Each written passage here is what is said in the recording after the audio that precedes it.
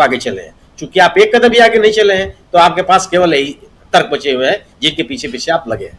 जी जी जी, बिल्कुल बिल्कुल। ज़रा शकील जी ये बताइए कि इस वक्त उधर कांग्रेस पार्टी बैठक कर रही है और वेस्ट बंगाल के अपनी टीम के साथ बैठक कर रही है कांग्रेस पार्टी, लेकिन कितनी तैयारियां हैं विपक्ष की और खासकर कांग्रेस पार्टी की, और ऐसे मसले, इन मसलों से लड़ने के लिए, जैसे बिहार में अभी चुनाव होना है, सबसे पहले बिहार के लिए क्या रणनीतियां, क्या तैयारियां हैं? बिहार के अध्यक्ष को कांग्रेस पार्टी ने बदल दिया है, राजेश कुमार आ गए हैं, वहाँ के राजेश राम या राजेश कुमार वो आ गए हैं। ये देखिए, ये तस्वीरें जो हैं ये कल की तस्वीरें हैं, अभी पश्चिम बंगाल की जो बैठक चल रही है वो तस्वीरें भी जल्दी आपको दिखाएंगे हम।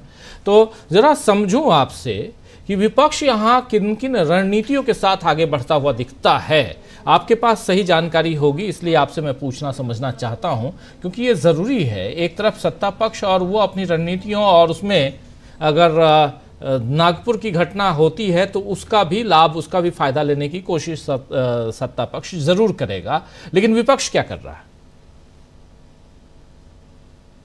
राजीव जी, कल इसी समय जब आपने ये फोटो दिखाया, ये वही वीडियो है जो जनरल सेक्रेटरी और इंचार्ज की मीटिंग कल हो रही थी जी।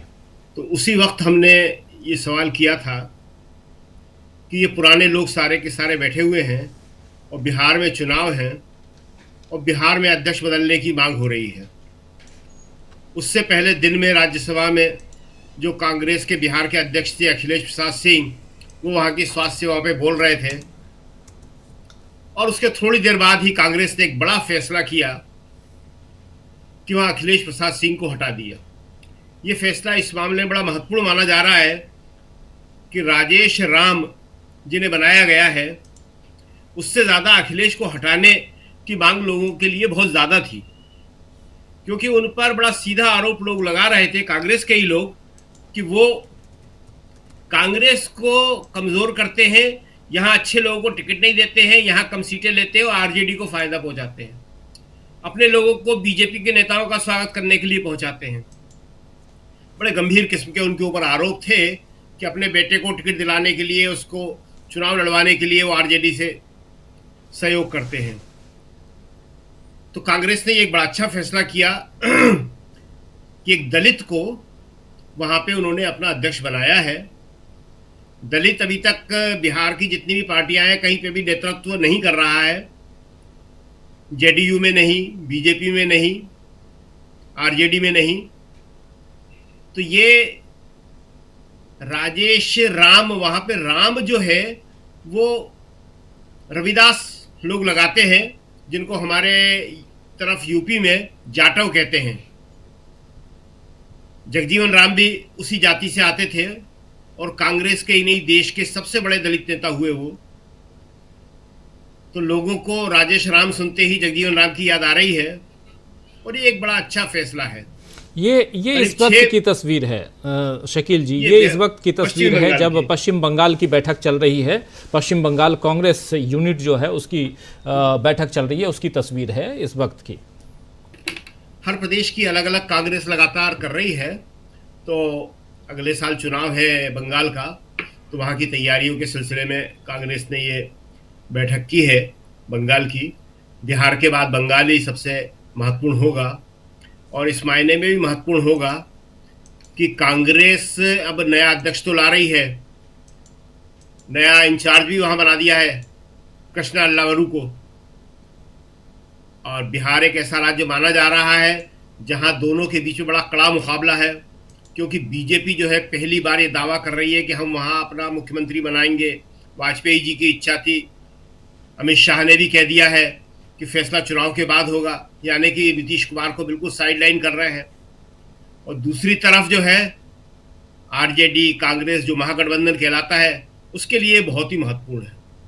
अगर ये लोग बिहार जीत गए तो बीजेपी के जिस रथ को इन्होंने लोकसभा चुनाव में रोक दिया था, ये दोबारा रोकना माना जाएगा। और अगर यहां से बीजेपी आगे बढ़ गई तो फिर पश्चिम बंगाल में भी विपक्ष के लिए बहुत मुश्किल हो जाएगी। यहाँ पे मिलके चुनाव लड़ना कांग्रेस का एक वर्ग ऐसा है जो अभी फिर मांग करने लगा है कि साहब हम कमज़ोर हो रहे हैं, अलग लड़ो, जैसे दिल्ली में लड़े थे।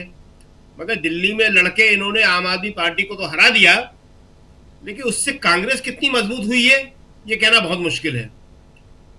दोनों सवालों को साथ साथ देखना चाहिए कि अगर आप अलग लड़ते हैं तो क्या आपकी पार्टी मजबूत होती है? पिछले 35-40 साल से यही हो रहा है। कभी यूपी और बिहार में कांग्रेस अलग लड़ती है, कभी साथ लड़ती है, मगर कांग्रेस मजबूत नहीं हो रही है। जी। यूपी में कांग्रेस को अगर 6 सीटें मिली लोकसभा में तो समाजवादी पार्टी के साथ लड़ने से मिली। समाजवादी पार्टी को 37 मिली है। अगर जम्मू कश्मीर में बीजेपी को किसी ने रोका तो नेशनल कॉन्फ्रेंस ने रोका, नहीं तो बीजेपी वहां पे भी आने वाली थी, तो नेशनल कॉन्फ्रेंस ने वहां रोका। तो इसलिए बिहार में जो है आरजेडी के साथ मिलकर कांग्रेस लड़े, अच्छी सीटों की मांग करे। जो उसके नेताओं की और कार्यकर्ताओं की शिकायत है कि हमें अच्छी सीटें नहीं दी जाती हैं, हारने वाली दी जाती हैं, जहां बीजेपी मजबूत हो उसके सामने खड़ा कर दिया जाता है। अच्छी सीटों की मांग करे, लेकिन अलग से लड़ने की मांग जो है वो न कांग्रेस को मजबूत करेगी न विपक्ष को मजबूत करेगी। अभी कांग्रेस का जो पूर्ण अधिवेशन होने वाला है, प्लेनरी, उसकी तैयारियां चल रही हैं। कल की मीटिंग उसी के लिए थी।